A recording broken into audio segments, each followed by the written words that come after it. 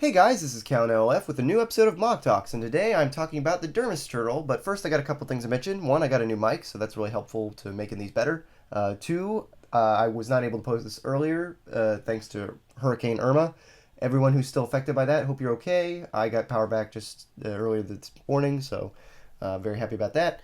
And thirdly, this is going to be a different kind of Mock Advice episode. This is going to be talking about the Dermis Turtle while I'm building it, and I'm going to sprinkle little bits of advice throughout, but it's basically going to serve as a remake of a how-to I did a few years ago on the original design of this turtle, but I did make a couple new changes, and so that's why I felt like I should make a new how-to, and I can talk about a lot of the design elements, because a lot of the backstory stuff I covered in a video I did on Mock Talk last year on my second channel, and I just talked a lot about the whole history, and if you are interested in that, you can click on that. I'll link that in the description. But for now, here I'm going to talk about how to build this thing and how to do it right now, because, I mean, technically there's no wrong way to build these things, but I have now updated it, and hopefully you guys will prefer the update, because it actually fixes a very important issue that I've always just kind of shrugged off with the original. And one thing I'd like to mention right off the bat as far as advice, try and use system, even in small ways. You can always integrate system in good ways, and it's debatable whether it was implemented well in this figure, but it adds a little bit of color deco, I guess, and it helps. It's an important connection for the head as well. But yeah, here it sprinkles in a bit of color here, and I've also tried to stick to a consistent color scheme of two colors. Traditionally, as you can see with the other three Dermis Turtles here, it is silver and white, but with this one, I am making it dark red and Mata red, and you can see that the pattern, I'm trying to keep it as consistent as possible so that it will match with those two, and I did like a reverse color thing here with that one, which was fun. But anyway, let's get to the important change here, and that is the head connection, because there used to, with the original design, there's a headstock.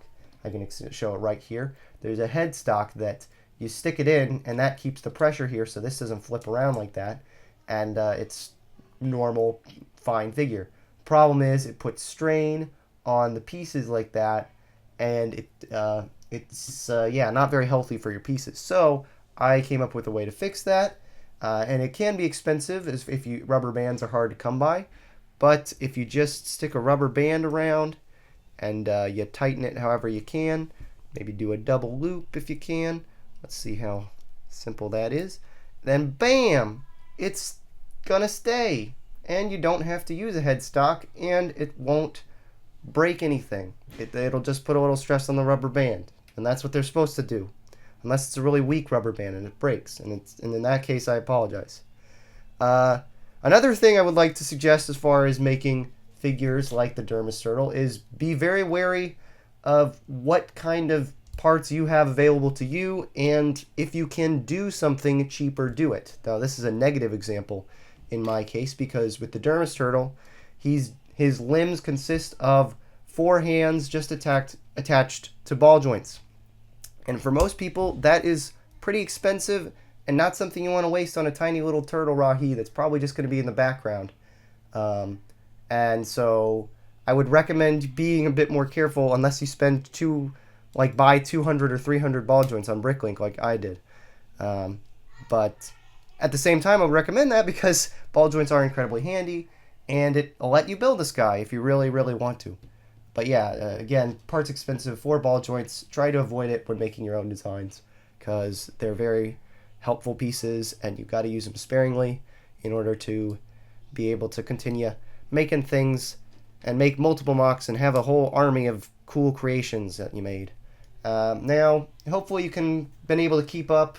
It's not very complicated, as I've said before, but yeah, you use those two system pieces there to connect the head, and of course this is a somewhat slightly illegal connection of sticking the eyes in a piece like this, because this is not a natural connection, but it's pressured in there, and just stick it on there and bam, you got a lava turtle. I actually did forget an important piece. You put a little brick in there to fill out his head a bit. But you got the idea. It's kind of a thing, and it's just something you fiddle with for 45 minutes for no reason, just to fill it in a bit. But it's fine. So yeah, there's my new 4th addition to my Dermis Turtle family. For the longest time, I've had these 3.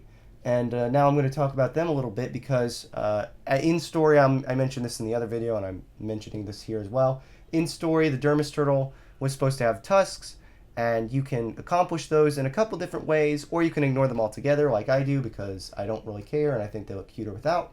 But if you really do want the tusks, you can attach little... Oh, here, let me adjust the focus, my bad. You can attach little hands onto the sides with barbs, and then you can get the nice little things, and bam, it's canon accurate. Hooray. So that's one way. Or you can do what I did with the silver one, and you can take the tiny little... oh dear. Come on, focus. You can get to the tiny little pointy pieces, often used as beaks on like Lego penguins and such, and you can attach them to the eyes underneath, and you can see that they make tiny little teeth that they look almost kind of cute, like a little vampire Dermis Turtle or something. Not exactly a tusk, but it's still a way of kind of accomplishing that. And but yeah, or you can just leave it normally. I think it looks better this way, even though it's breaking from canon, because they are supposed to have tusks, but whatever. Anyway, that was pretty short. Hopefully you enjoyed that, and hopefully you can build your own Dermis Turtles now, and you'll have a better way of doing it now thanks to my rubber band connection. I now have 2 of them have it, and 2 of them do not. So, yeah, I might have to fix that in the future. But thanks for watching, guys, and I hope you enjoy. I'll be having more stop-motion animations coming soon, working on the next episode of Bionicle Undercover. So I'll catch up with you guys later, and have a good one. Goodbye.